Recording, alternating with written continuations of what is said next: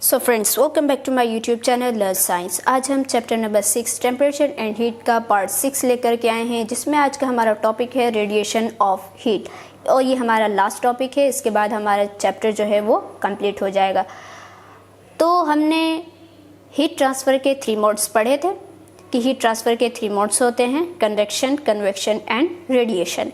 Conduction में हमने क्या पढ़ा था? कंडक्शन में हमने पढ़ा था कि उसमें जो हीट ट्रांसफ़र होती है उसमें मॉलिक्यूल्स जो है वो अपनी ही जगह वाइब्रेट करके हीट एनर्जी को ट्रांसफ़र कर देते हैं, जबकि कन्वेक्शन में ऐसा नहीं था। उसमें मॉलिक्यूल्स जो हैं वो अपनी जगह से मूव करके हीट को ट्रांसफ़र कर रहे थे। और रेडिएशन आज हम पढ़ेंगे। अगर आपने अभी तक वो पार्ट्स नहीं पढ़े हैं तो डिस्क्रिप्शन बॉक्स में सभी पार्ट्स के लिंक दिए हुए हैं, आप जा कर के पढ़ लीजिए, उसके बाद इस टॉपिक पर आइएगा। तो चलिए आज का टॉपिक स्टार्ट करते हैं। Radiation of heat. रेडिएशन के मीनिंग क्या होते हैं? हिंदी में कहते हैं विकिरण या किरण ताप, ठीक है। यानी कि आज जो है हम रेडिएशन के ज़रिए से हीट को ट्रांसफ़र होते हुए देखेंगे। तो heat energy can travel in the form of waves. Heat energy जो है वो वेव के फॉर्म में ट्रेवल कर सकती है, जस्ट एज लाइट। जैसे कि लाइट कैसे ट्रेवल करती है? वेव के फॉर्म में। वेव किसे बोलते हैं? तरंग को।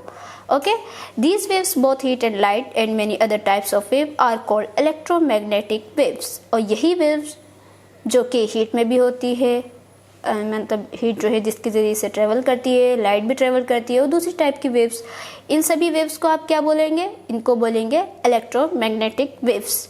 ओके, याद रखिएगा क्या बोलेंगे? Electromagnetic waves. Energy travelling in this form is called radiation. और जब एनर्जी इस फॉर्म में यानी कि वेव के फॉर्म में जब ट्रैवल करती है, इसको बोलते हैं हम radiation. Just like light can travel in different media. जैसे कि लाइट जो है वो अलग अलग मीडियम में ट्रैवल कर सकती है। जैसे कि कौन कौन से मीडियम हो गए? वो हो गया एयर हो गया, वाटर हो गया, एंड इन वैक्यूम में भी ट्रैवल कर सकती है। Heat radiation can also travel in different media and in vacuum. और हीट रेडिएशन भी जो है वो अलग अलग मीडियम में ट्रेवल कर सकती है और वैक्यूम में भी ट्रेवल कर सकती है। ओके फ्रेंड्स, तो आपको ये बात आई होप समझ ही आ गई होगी कि हीट जो है वो एयर में कैसे ट्रेवल करती है या फिर वाटर में कैसे ट्रेवल करती है। नहीं समझ में आई तो मैं आपको बता देती हूँ कि जैसे कि मैं एग्जाम्पल के ज़रिए से आपको बताती हूँ। आपके सामने एक वॉल है, उस वॉल से आप 2 मीटर की दूरी पर खड़े हैं। आपने एक टॉर्च ली और टॉर्च से वॉल पर उसको मारी, ठीक है। तो लाइट जो है वो ट्रेवल करते हुए ही उस वॉल तक गई, ठीक है। तो मैं अगर आपको ये कहूँ कि आपके और उस वॉल के बीच में कोई चीज़ है, कोई मीडियम है, तो आप बोलेंगे नहीं, कुछ भी नहीं है। लेकिन कुछ ना होने के बावजूद भी वहाँ पे कुछ है, और वो क्या है? वो है एयर। यानी कि हीट जो लाइट जो है वो ट्रेवल करते हुए किस मीडियम में जा रही है, किस मीडियम से ट्रेवल कर रही है? वो मीडियम है आपका एयर से, यानी एयर में वो ट्रेवल करते हुए वॉल तक गई। ओके फ्रेंड्स, इसी तरीके से वाटर में भी अगर आप लाइट मारेंगे तो भी उसमें जो है वो ट्रेवल करती है। अगर स्पीड जो होती है उनकी वैक्यूम में या एयर में या फिर वाटर में जो इनकी स्पीड होती है लाइट की, वो अलग अलग होती है, ठीक है। किसी में बहुत तेज़ी से चली जाती है, किसी में बहुत मतलब आहिस्ते से जाती है।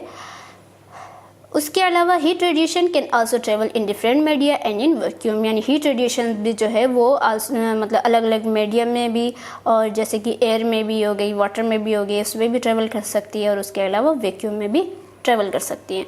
All bodies give out energy that travel in the form of radiation. सभी बॉडीज़ जो हैं वो एनर्जी को, जो बॉडीज़ एनर्जी देती हैं तो वो रेडिएशन के फॉर्म में ट्रेवल करती हैं थ्रू स्पेस के ज़रिए से। Energy from the sun reach us through radiation. और जो एनर्जी निकलती है कहाँ से? सन से, ठीक है। सन से जो एनर्जी आती है वो हम तक कैसे पहुँचती है? ना तो वो कंडक्शन के ज़रिए से पहुँचती है, ना ही कन्वेक्शन के ज़रिए से पहुँचती है, बल्कि किसके ज़रिए से पहुँचती है? किस ज़रिए से पहुँचती है? वो है रेडिएशन के ज़रिए से। Bodies that absorb this radiation become hot. और वो बॉडीज़ जो कि रेडिएशन को एब्जॉर्ब कर लेते हैं, वो बॉडीज़ कैसी हो जाती हैं? वो हो जाती हैं आपकी गर्म। आप खुद खड़े हो जाइए सन के पास, सन में सूरज की रोशनी में आप खड़े हो जाइए तो आपकी बॉडी भी जो है वो गर्म हो जाएगी। किसी और चीज़ को रख दीजिए, वो भी गर्म हो जाएगी। क्यों गर्म हुई? क्योंकि उसने रेडिएशन को एब्जॉर्ब कर लिया। ओके फ्रेंड्स, आगे बढ़ने से पहले यहाँ पे एक फैक्ट फाइल है, इसको भी देख लेते हैं, इंटरेस्टिंग है। All objects radiate heat energy, सभी ऑब्जेक्ट्स जो हैं वो हीट एनर्जी को रेडिएट करते हैं। And this property is used in infrared photography, और यही जो प्रॉपर्टी होती है वो किसके लिए, किस में यूज़ की जाती है, इंफ्रारेड फोटोग्राफी में। जैसे कि ये आप देख रहे हैं, ये एक तस्वीर बनी हुई है, इसमें ये जो है ना, ये जो आपको ये रेड रेड से दिख रहा है, ये सॉरी येलो येलो से दिख रहा है, ये इस तरीके से जो दिख रही है, ये क्या है, ये इंफ्रारेड फोटोग्राफी। ये नॉर्मल फोटोग्राफी जो हम कहते हैं, नॉर्मल जो फ़ोटो हम लेते हैं तो उसमें ऐसा नहीं होता है। ये एक अलग टाइप की फ़ोटोग्राफी होती है, जिसमें अगर आपको इसकी मतलब क्या एडवांटेजेस होती है इसमें, कि अगर आपको कोई चीज़ बहुत ही ज़्यादा बिल्कुल कम्प्लीटली डार्कनेस में देखनी है, बिल्कुल अंधेरे में देखनी है, तो आप इंफ्रारेड फोटोग्राफी के ज़रिए से उस पिक्चर को आप दिखा सकते हैं। ठीक है, जैसे ये है, इसको हम देख सकते हैं ना, हम कम्प्लीटली डार्कनेस में देख सकते हैं कि नहीं। सब animals can see in the infrared, कुछ एनिमल्स में जो है इंफ्रारेड देखा गया है, देख सकते हैं वो इंफ्रारेड के ज़रिए से। For example rattlesnake have special detectors with which they can see in absolute darkness by detecting the heat radiated by warm blooded animals. जैसे कि कुछ एनिमल, जैसे रेटल स्नेक जो होता है, उसके अंदर स्पेशली एक डिटेक्टर लगा होता है जो उसको बता देता है कि आपके आसपास अगर उसको कोई शिकार पकड़ना होता है, कोई अपना शिकार पकड़ना होता है, तो अगर उसके आसपास कोई वार्म ब्लडेड एनिमल्स है तो उसके ज़रिए से वो जो है हीट को रेडिएट कर लेता है, और उस रेडिएटेड हीट के ज़रिए से जो है वो उन एनिमल्स को जो उसका शिकार है उनको आराम से वो देख लेता है और उनको पकड़ भी लेता है। ओके फ्रेंड्स, ये स्पेशल जो इसके अंदर क्वालिटी है ये रेटल स्नेक में ही दिखाई देती है, और भी दूसरे एनिमल्स में हो सकती है, मुझे नहीं मालूम है। तो खैर ये इन्होंने बता दिया कि कुछ एनिमल्स में भी ऐसा होता है। तो चलिए आगे बढ़ते हैं। The amount of heat energy that is absorbed by body depends on its color. जो हीट एनर्जी अब बता रहे, ऊपर इन्होंने बताया ना कि bodies that absorb this radiation becomes hot, कि बॉडीज़ जो हैं वो रेडिएशन को एब्जॉर्ब कर लेती हैं तो वो गर्म हो जाती हैं। तो जो अब अलग अलग जो बॉडीज़ होती हैं उनके कलर पे डिपेंड करता है कि वो कितनी हीट एनर्जी को एब्जॉर्ब कर सकते हैं।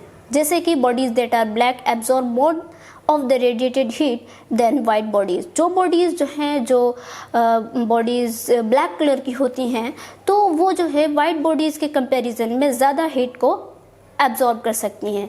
ठीक है, we feel more comfortable wearing white and light coloured clothes in summer. हम लोग जो हैं गर्मियों में क्यों हम डार्क कलर के क्लोथ नहीं पहनना पसंद करते हैं, डार्क कलर के जो कपड़े होते हैं उनको हम पसंद नहीं करते हैं, बल्कि हम कैसे कपड़े पहनते हैं, बल्कि हम लोग जो पहनते हैं वो हल्के हल्के कलर के, वाइट कलर के कपड़े पहनते हैं। क्यों पहनते हैं? This is because white clothes absorb a lesser amount of heat than dark clothes. यही इसकी वजह यह है कि जो वाइट कलर के क्लोथ्स होते हैं या हल्के कलर के जो क्लोथ्स होते हैं वो जो है डार्क क्लोथ्स के कंपैरिजन में हीट को कम एब्जॉर्ब करते हैं। ठीक है, और देयरफॉर कीप अस कूलर, और इसी वजह से वो हमें जो है ठंडा, मतलब हमारी बॉडी को ठंडा रखते हैं। The reverse applies in winter, winter में इसका रिवर्स होता है। We are more comfortable in dark clothes, हम जो है डार्क क्लोथ्स में ज़्यादा अपने आप को कंफर्टेबल फील करते हैं। This is because we need to absorb as much heat as possible from our surroundings to keep our self warm. और इसकी वजह क्या है कि वो जो डार्क क्लोथ होता है ना, उसके अंदर उसकी जो स्पेशल उसके अंदर जो वो है एडवांटेज है उसका ये है कि वो जो है अपने चारों तरफ की जो वार्म होती है, चारों तरफ की जो गर्मी होती है, उसको जितना पॉसिबल है उसका उतना ही वो उसको एब्जॉर्ब कर लेता है। ठीक है, एब्जॉर्ब कर लेते हैं वो कपड़े। And dark clothes absorb more heat than the light coloured ones, और डार्क क्लोथ्स जो होते हैं वो लाइट कलर के कंपैरिजन में ज़्यादा हीट को एब्जॉर्ब कर सकते हैं। The reverse is also true, black and dark bodies radiate more heat than light colour bodies. जो ब्लैक और डार्क कलर की जो बॉडीज़ होती हैं वो लाइट कलर की बॉडीज़ के कंपैरिजन में जो है ज़्यादा हीट को रेडिएट कर पाती हैं। इसी वजह से हम लोग जो है सर्दियों में डार्क कलर के क्लॉथ पहनते हैं। ओके फ्रेंड्स, आपसे कोई पूछे तो आप उसको बता दीजिएगा। अब यहाँ पे इन्होंने एक एक्टिविटी दी है। इस एक्टिविटी में क्या करना है? इस एक्टिविटी में आपको एक बल्ब लेना है, कोई सा भी बल्ब ले लीजिए, एलईडी का ले लीजिए, कोई सा भी ले लीजिए। उस बल्ब को आप जला दीजिए, थोड़ी देर इंतज़ार कीजिए। इंतज़ार करने के बाद जो है आप उस बल्ब के आसपास अपने हाथ को उस बल्ब को टच नहीं करना, बल्कि उसके आसपास अपना हाथ लेकर के जाइए तो आपको कुछ गर्मी सी फील होगी, है ना, आपको गरम गरम से महसूस होगा। तो वो गरम मतलब आप क्यों महसूस कर रहे हैं? ना तो कंडक्शन की वजह से ऐसा हो रहा है और ना ही कन्वेक्शन की वजह से, बल्कि किस वजह से हो रहा है ऐसा? वो हो रहा है आपका रेडिएशन की वजह से। यानी कि जो हीट वहाँ पे ट्रांसफ़र हो रही है वो हीट रेडिएशन की वजह से ट्रांसफ़र हो रही है। In the above activity you can confirm that the heat energy reaching your hands is being carried by radiation and not convection. यानी कि ऊपर की एक्टिविटीज़ के जरिए, ऊपर की जो एक्टिविटी हमने की उसके ज़रिए से ये बात कंफर्म हो गई कि हीट जो आपके हाथ तक पहुंच रही है वो किस वजह से, वो रेडिएशन की वजह से पहुंच रही है, कन्वेक्शन की वजह से नहीं पहुंच रही है। Hold your hand a little below the bulb, अपने हाथ को जो है बल्ब के मतलब नीचे रखिए थोड़ी देर। और the heat that you feel below the bulb is mostly due to radiation as hot air always rises up.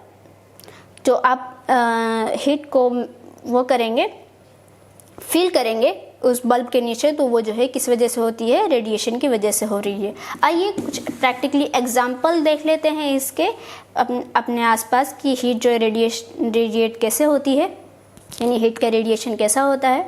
Heat radiation travel in vacuum and in air just like rays. Heat radiation जो है वो vacuum में भी travel कर सकती है और इसके अलावा मतलब ट्रेवल करती है, और एयर में भी, जैसे कि लाइट की रेज जो है वो वैक्यूम में और एयर में सब में ट्रेवल कर सकती हैं।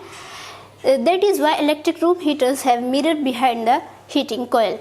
इसी वजह से जो इलेक्ट्रिक रूम हीटर्स जो होते हैं उनके हीटिंग कॉयल जो होता है ना, जैसे ये हीटिंग कॉयल है इसके पीछे यहाँ पे ये वाला पार्ट है ऐसा, यहाँ पे एक मिरर लगा हुआ होता है, ठीक है। और वो मिरर क्या करता है? This reflects the heat radiated by heating coil to the in front of heater. और ये जो है मिरर, ये क्या करता है? हीट को रिफ्लेक्ट करता है, और इसकी जो हीट है जो ये मतलब अपने चारों तरफ रेडिएट कर रहा है, तो वो जो है जब यहाँ पे इसके पीछे जब पहुँचती है वो हीट, जब पहुँचती है तो वो उसको रिफ्लेक्ट करके आगे की ओर रिफ्लेक्ट कर देता है, ताकि जो इसके इधर जो हीट आ रही है वो वेस्ट ना हो, ठीक है।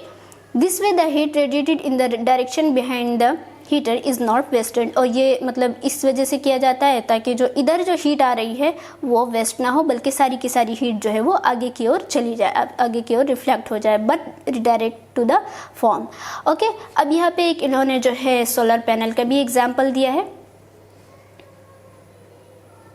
Solar panels used in house holds for heating waters. यानी सोलर पैनल जो है वो वाटर को हीट करने में मतलब यूज़ किया जाता है। Are design to maximise the absorption of heat from the sun. और ये इस तरह डिज़ाइन इसको किया जाता है ताकि सन से जो है ज़्यादा से ज़्यादा हीट को एब्जॉर्ब किया जा सके। A black metal sheet is use to increase heat absorption. तो एक ब्लैक मेटल की शीट यूज़ की जाती है, क्यों? क्योंकि ब्लैक जो कलर होता है वो डार्क कलर होता है और उसके अंदर जो हीट एब्जॉर्ब करने की ज़्यादा से ज़्यादा क्षमता होती है, तो वो उसी के ज़रिए से हीट को ज़्यादा से ज़्यादा एब्जॉर्ब कर लेता है, और एब्जॉर्ब करके जो है वो उसके अंदर ये इस जो सोलर पैनल होते हैं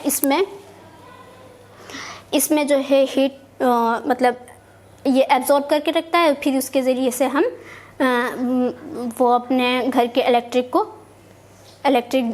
जितनी भी चीज़ें होती हैं उनको हम जला सकते हैं। तो ये जो सोलर पैनल वगैरह ऐसी जगहों पे यूज़ किया जाता है जहाँ पर जो इलेक्ट्रिक की काफ़ी प्रॉब्लम होती है, इलेक्ट्रिसिटी की। ओके फ्रेंड्स, अब यहाँ पे एक एक्सरसाइज है, इसको अभी हम सॉल्व कर लेते हैं। यहाँ पे ट्रू और फॉल्स दिया हुआ है। फर्स्ट क्या है कि heat is a form of temperature. बताइए फॉल्स है कि ट्रू है? आंसर है इसका heat is a form of energy not temperature. So ये आपका क्या हुआ? फॉल्स। ओके, बिल्कुल ये आपका टॉपिक भी है। सेकंड है when heat energy flows into a body it cools the body. बताइए कि जब हीट एनर्जी जो है किसी बॉडी के अंदर फ्लो करती है तो वो बॉडी को कूल करती है या हॉट कर देती है? ये भी आपका फॉल्स है, ठीक है। जब कोई हीट एनर्जी किसी बॉडी के अंदर कूल जाती है, फ्लो करती है, तो वो बॉडी को हॉट कर देती है, ना कि कूल कर देती है। और जब बॉडी से बाहर निकलती है तो तब उसको कूल करती है। Third heat energy is measured in joules. बिल्कुल सही, कैलोरीज में या जूल्स में हम इनको मेज़र करते हैं। SI जो यूनिट है इसका जूल है वो। फोर्थ है left to itself heat energy flows from a hot body to a cold body, ये भी एकदम सही है, ठीक है। फिफ्थ है conduction is a mode of heat transfer, ये भी बिल्कुल सही है। सिक्स है convection plays a major role in land and sea breeze, बिल्कुल सही। सेवन है आपका radiation of heat can occur even in vacuum, ये भी बिल्कुल सही है। Okay friends, circle the odd one, अब यहाँ पे जो आपको ऑड लगे उस पे आपको सर्किल करना है। फर्स्ट है कंडक्शन, टेम्परेचर, रेडिएशन, कन्वेक्शन। बताइए यहाँ पे क्या ऑड लग रहा है? यहाँ पे हमें ऑड लग रहा है टेम्परेचर, क्योंकि ये बिल्कुल देखिए यहाँ पे इन्होंने हिंट भी दी है, it is not a mode of heat transfer, ये हीट ट्रांसफ़र का मोड नहीं है। तो देखिए ये तीनों तो हैं बट ये नहीं है टेम्परेचर। सेकेंड है would, straw, copper, glass, hint it is a conductor. यहाँ पे आपको क्या ऑड लग रहा है? कॉपर, ये सभी जो हैं ये इंसुलेटर हैं, ठीक है, बट ये जो कॉपर जो है ये क्या है? कंडक्टर। इससे जैसे आप अपने घर में जो इलेक्ट्रिसिटी के लिए जो वायर यूज़ किए जाते हैं वो किसके होते हैं? वो कॉपर ही के होते हैं। ओके, ये एक अच्छा कंडक्टर है, इससे इलेक्ट्रिसिटी जो है वो बहुत अच्छे से पास होती है। थर्ड है हमारा सेल्सियस, फ़ारेनहाइट, जूल, केल्विन। यहाँ पे आपको क्या ऑड लग रहा है? ये सभी जो है वो हीट से मतलब हीट ही के फॉर्म में रहते हैं, बट इनमें जो है आपका एक क्या है वो टेम्परेचर के ये सभी SI यूनिट्स हैं, और जो जूल है वो किसकी है? वो है हीट एनर्जी की। It is not a type of temperature scale, ये सभी टेम्परेचर स्केल के। आंसर द फॉलोइंग क्वेश्चन, और आपको ऑरली क्वेश्चन इसका आंसर देना है। Name the main mode of heat transfer in solids. अब बताइए सॉलिड में जो मोड ऑफ हीट ट्रांसफ़र था वो क्या था? कंडक्शन, मैं आपको ऑप्शन दे रही हूँ, कंडक्शन था, कन्वेक्शन था, या फिर रेडिएशन था? आंसर है हमारा कंडक्शन। सेकंड है what mode of heat transfer is responsible for land and sea bridge. अब बताइए लैंड और सी ब्रीज में किस टाइप के मोड ऑफ ट्रांसफर को आप हीट ट्रांसफर को यूज़ कर रहे थे? अब ये भी हमने ऊपर भी पढ़ा है। आंसर है हमारा कन्वेक्शन। थर्ड है मेरा what is the mode of heat transfer through which the sun's heat energy reaches us. अभी फौरन पढ़ा है हमने कि सन की एनर्जी जो है किस मोड ऑफ हीट ट्रांसफर से हम तक पहुंचती है, तो वो है रेडिएशन के ज़रिए से। ओके फ्रेंड्स, चलिए आज का लास्ट टॉपिक इसे भी हम पढ़ लेते हैं। सो प्रिवेंटिंग लॉस ऑफ हीट, यानी कि इसमें क्या पढ़ेंगे हम? इसमें ये पढ़ेंगे कि हम कैसे हीट के नुकसान को, जो हीट का जो कम से कम नुकसान हो उसको हम कैसे उसको कर सकते हैं, कैसे हम उसका कम से कम हीट को फ्लो होने से बचा सकते हैं। So a thermos flask is a good example of how heat loss by all three model of heat transfer namely conduction, convection and radiation is minimised. एक थर्मस जो होता है वो एक बहुत ही अच्छा एग्जाम्पल है जिसमें कि हम तीनों मोड ऑफ हीट ट्रांसफर जैसे कि कंडक्शन, कन्वेक्शन और रेडिएशन के ज़रिए से हम आराम से हीट को कम से कम उसके अंदर मतलब उसका हीट का लॉस होने से बचा सकते हैं, हीट को कम से कम मिनिमाइज कर सकते हैं। Let us see how this is done. तो आइए देखते हैं कैसे ऐसा हुआ। आपने देखा ही होगा मिल्टन के जो थर्मस होता है जिसमें जो आप अपने स्कूल में लेकर के जाते हैं, उसमें क्या होता है कि जब आप गर्म पानी डालिए या ठंडा पानी डालिए, गर्म पानी डालिए तो वो जो गर्म पानी होता है वो काफ़ी देर तक के गर्म रहता है। क्यों रहता है वो गर्म? आपने तो कोई मशीन तो नहीं फिट की उसके अंदर, ना उसके अंदर आप कोई इलेक्ट्रिसिटी पास कर रहे हैं कि जिसकी वजह से वो काफ़ी देर तक के गर्म रहे। तो कुछ ना कुछ तो इसके अंदर मतलब साइंटिस्ट ने जो है जिसने भी इसको बनाया है तो उसके अंदर उसने कुछ दिमाग लगाया होगा, कोई ऐसी कुछ ऐसा करके कि ताकि कम से कम जो उसकी हीट है, जो गर्म पानी की जो हीट है वो कम से कम नुकसान हो, सारी की सारी हीट उसी थर्मस के अंदर रह जाए। तो आइए हम देखते हैं कि कैसे इन्होंने इसको गर्म रखने की इसको क्या इसके अंदर तरीका यूज़ किया जिसके ज़रिए से पानी जो है वो गर्म रहे। ओके, तो heat loss due to conduction is minimized by using insulating material such as plastic for the outer casing and the cap of the thermos flask. अब इन्होंने जो है हीट को, कंडक्शन ऑफ हीट को कैसे मिनिमाइज किया इन्होंने, तो इसको इन्होंने इंसुलेटर्स के ज़रिए से इंसुलेटर के ज़रिए से जो है इंसुलेटर मटेरियल का यूज़ किया। इंसुलेटर मटेरियल का कहाँ कहाँ यूज़ किया, तो इंसुलेटर मटेरियल का इन्होंने यूज़ किया जो उसकी कैप होती है, ठीक है, कैप प्लास्टिक की होती है कि नहीं, और इसके अलावा उसके जो चारों तरफ की जो कवरिंग होती है, ठीक है, ये जो कवरिंग होती है उसकी चारों तरफ की, वो किसकी होती है, वो प्लास्टिक की होती है। प्लास्टिक के ज़रिए से क्या होगा कि प्लास्टिक जो है वो कम से कम हीट को, जो कंडक्शन में क्या होता है कि कंडक्शन में मॉलिक्यूल्स जो है वो अपनी जगह ही हीट को मतलब वाइब्रेट करके हीट को बाहर ट्रांसफ़र करते हैं। तो जब हम इंसुलेटर लगा देंगे जो कि हीट को ट्रांसफ़र होने देगा ही नहीं, सारी हीट अंदर ही रहेगी, ठीक है। फर्स्ट तो इन्होंने कंडक्शन का तो यूज़ कर लिया। The inner jar is a double walled bottle made of glass और स्टेनलेस स्टील। और जो अंदर जो इनर जो इसके अंदर की जो जार होता है उसको किसे बनाते हैं, इसको बनाते हैं डबल वॉल के मतलब स्टेनलेस स्टील की या ग्लास की इसको बनाया जाता है, ठीक है, अंदर बनाया जाता है। इसको क्यों बनाया जाता है, the space between the two walls is a vacuum. जो स्पेस होता है दो वॉल के बीच का वो उसको हम क्या बोलते हैं, वैक्यूम, ठीक है, यानी वो खाली जगह है। तो उस खाली जगह से क्या होता है, so the heat loss due to conduction is minimised, यानी उस वैक्यूम के ज़रिए से जो कंडक्शन की जो हीट हो रही थी वो कम से कम लॉस होती है। This also reduce heat loss due to convection as there are no air molecules to carry the heat away. और इसके अलावा यहाँ पे कन्वेक्शन का भी प्रिंसिपल यूज़ होता है कि उसमें जो है, क्योंकि कन्वेक्शन में क्या होता है कि हीट जो है वो मॉलिक्यूल्स उसमें हीट को अपने आप को मूव करके हीट को ट्रांसफ़र करते हैं। तो चूँकि यहाँ पे जो है एक इधर भी वॉल लगी, एक इधर भी वॉल है और उसके बाद भी एक वॉल है, ठीक है। तो ये जो वो मतलब यहाँ से हीट आई और इसमें जो आगे के मॉलिक्यूल्स हैं, ठीक है, वो चूँकि बाहर नहीं निकल पा रहे हैं, बाहर एक इंसुलेटर लगा हुआ है, तो जो मॉलिक्यूल्स हैं वो अगर हीट को ट्रांसफ़र भी करना चाहेंगे तो वो वहीं के वहीं रह जाएंगे, है ना। यानी इसमें कन्वेक्शन का प्रिंसिपल भी यूज़ हो रहा है। अब उसके बाद क्या हुआ, as there are no molecules to carry the heat away, heat loss due to radiation is minimized by making the surface of the jar highly reflective.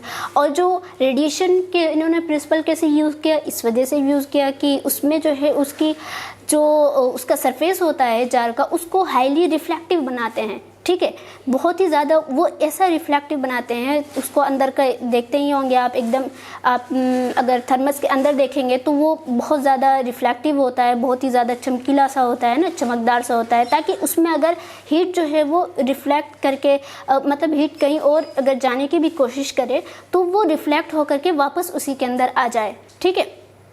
So the heat radiations are reflected back into the jar. इस तरीके से क्या होता है कि heat जो है वो वापस से जार के अंदर रिफ्लेक्ट होकर के उसी के अंदर रह जाती है। ओके फ्रेंड्स, तो यहाँ पे साइंटिस्ट ने जो है तीनों मोड ऑफ हीट ट्रांसफ़र को यूज़ करके एक थर्मस को बनाया और उस थर्मस के ज़रिए से जो है हम अपने पानी को काफ़ी देर तक के गर्म रख सकते हैं। उसके अंदर तीनों प्रिंसिपल्स यूज़ करके जो है कितना अच्छा हुआ कि हमने जो है इस टाइप के मतलब साइंटिस्ट ने ऐसा हमारे लिए थर्मस लेके आया ताकि हम जो है हर वक्त इलेक्ट्रिसिटी को अपने साथ ना यूज़ कर पाएँ और ऐसे थर्मस को हम इसको यूज़ करके जो है हम पानी को अपने गर्म कर सकें या कुछ भी दूध वगैरह जो भी रखना है आपको।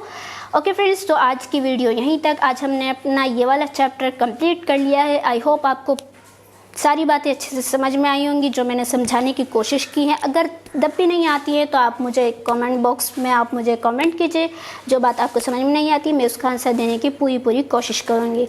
तो मिलते हैं अगली वीडियो में। आगे की वीडियो हमारी एक्सरसाइज सॉल्यूशन और क्वेश्चन आंसर पर बेस्ड होगी। तो आप जो है जब तक कि आप अगली वीडियो आए जब तक कि आप इसको जो है सारी एक्सरसाइज खुद ही सॉल्व करके रखिएगा, ओके। और जब मैं इसको लेके आऊँगी आपके पास, जब मैं वीडियो अपलोड करूँगी तो आप उसमें से देख करके अगर आपका कुछ गलत हो गया हो तो देख लीजिएगा, अगर नहीं हुआ हो तब भी चेक कर लीजिएगा। ओके फ्रेंड्स, तो मिलते हैं अगली वीडियो में। अगर आप हमारे चैनल पर न्यू हैं तो हमारे चैनल को सब्सक्राइब कीजिए, वीडियो को लाइक कीजिए और अपने उन दोस्तों के साथ जो 7th क्लास में उनके साथ ज़रूर शेयर कीजिए। तो ठीक है, अस्सलाम वालेकुम।